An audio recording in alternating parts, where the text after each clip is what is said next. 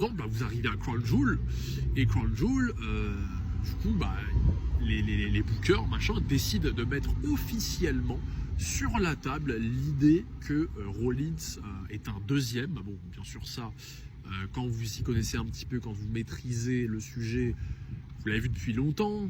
Beaucoup de gens, ce n'était pas le cas. Mais du coup, ils l'ont mis sur la table officiellement que Rollins est un deuxième et qu'il n'a jamais réussi à devenir un premier. C'était le projet de l'année, Rollins qui réussit à devenir un premier. Et du coup, Paul Heyman lui dit, bon, mon gars, t'as jamais réussi à devenir un premier, c'est le moment. Si tu n'y arrives pas, ciao. Tout simplement. Et en fait, le truc, c'est que Paul Heyman, moi, l'impression que j'ai, c'est que Paul Heyman, dans le groupe, il a une importance, en fait il a une image trop forte. J'ai l'impression qu'il lead un peu trop. En fait, en tout cas, quand Rollins était là, là où du coup, par exemple, Bloodline avec Reigns, bon, c'était différent, mais on prend l'exemple, puisque du coup, c'était une autre faction, il y avait Paul Heyman. Mais Reigns, ça faisait beaucoup plus dictateur et petit conseiller Paul Heyman à côté.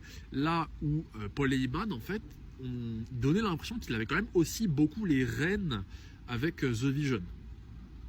Mais du coup, c'est une des conséquences de la naissance du programme et de comment il est né, en fait.